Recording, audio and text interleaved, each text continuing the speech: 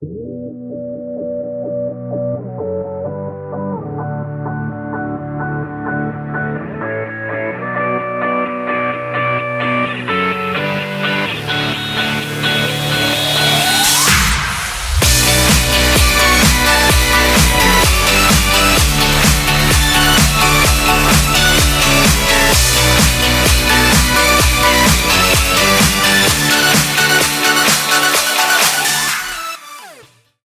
guys, Eric Kyle here, publisher of Great Lakes Scuttlebutt magazine. I'm excited to be down in Fort Lauderdale, Florida, the place of all places to have a boat show. While I'm here, I'm wandering around. I'm looking for some good friends to find out what they got new and exciting. And I ran across one of my good friends over at ePropulsion. I'm here with Chris. How are you, Chris? Good to see you. It's always a pleasure, my friend. Yes, sir. Yeah, we've known each other for a long time. You've got some really cool things going on with this new engine. Tell us just a little bit about it. We do. So we're officially launching a brand new outboard at Fort Lauderdale Boat Show. Eric is kind enough to come out and check it out with us. It is the X40 outboard, so it's a 40 kilowatt motor. Full integrated system. So one thing that ePropulsion is really focusing on now is being able to offer the consumer a fully integrated system. So that's motor, batteries, controls, wires, accessories, everything you need to go ahead and repower a boat without having to source it from different places. Right. So I mean, it's really exciting. It's a great motor. It's quiet. It performs well. So really excited to put it out in the market. Well, the one thing that I noticed, and Chris, we just came back from a little boat ride on it, it is so quiet. It is. So it's the nature of electric, but also ePropulsion has an entire engineering team dedicated to reducing harmonics and vibration and noise. So it really makes the user experience. I mean, we were on a pontoon boat. Right. Felt like we were on a sailboat. Yes. Right. I mean, it's quiet. It's great. I mean, it's just so they've been putting a lot of effort into it's UE. It's user experience. Yeah. It's fantastic.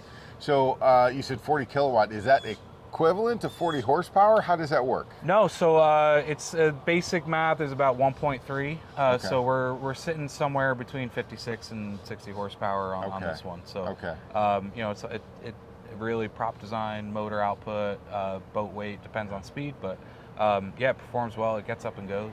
So. Well, I noticed when we kind of did the hull shot coming up onto plane on this, which was really unique because number one, it didn't take very long to get on plane. Number two, you felt it. You felt it right away. It's not like there was that lag when you have a gas-powered engine. It's just straight up and go. Yeah.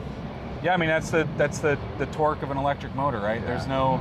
You're not waiting for air and fuel to combust, right? So you just get up and go, which it's great.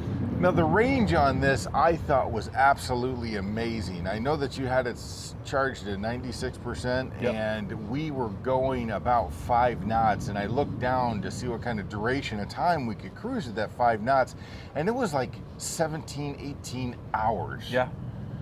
Yes, I mean, with this boat especially, I mean, it's an efficient boat, efficient motor. You keep that wattage down on use. I mean, you just keep running it all day. So let's say you're going to go full throttle on a boat like this. What kind of time are you going to be able to look at if you're going 12 to 15 knots? So we really try to pair people up with the battery packages that they need, and I think one of the big things we try to do is set expectations. Mm-hmm. So like this boat, it's a 40 kilowatt motor. We have 40 kilowatts of battery. So theoretically, on paper, that is at full throttle, continuous use, set it and forget it. We're looking at an hour of just full bore runtime. That makes sense. Once you start to back that off, it starts to go up exponentially, which is great. Yeah. But you have to think about it as like a gasoline outboard. You put that thing full bore for an hour, I mean, you're burning through gas just like you're burning through electric. So. And all of the batteries on this pontoon boat were above deck. I think you had 4 different spots for batteries, correct. 1 containment in the back of the boat, and then 1 under the hull, 1 underneath the station right next to the helm. Yep. Okay. So are all those the same size batteries? Is that the deal? Yes. So we have 4 of our G100 batteries. They're 10 kilowatt battery packs at 96 volts. Okay, I get you. So each one weighs about 220. Right. So there's a little bit of weight in the boat, but honestly, once you run it, I mean, you don't feel it. So no, it's great. You don't feel it at all. So what am I to expect if I'm looking to refit my boat and I want to go to electric? What kind of cost comparisons am I going to be looking at? We don't have to get into specific numbers, but just a general idea. What am I going to be looking at if I want to refit my boat with electric? Yeah, so I mean, it's going to be more expensive. It's going to be in my opinion, it's going to be an easier swap. It's a very easy installation. It will be more expensive. Probably, it depends on the motor, but I mean, probably double the price on the motor. Sure. Then you have to add in the batteries and the accessories and stuff.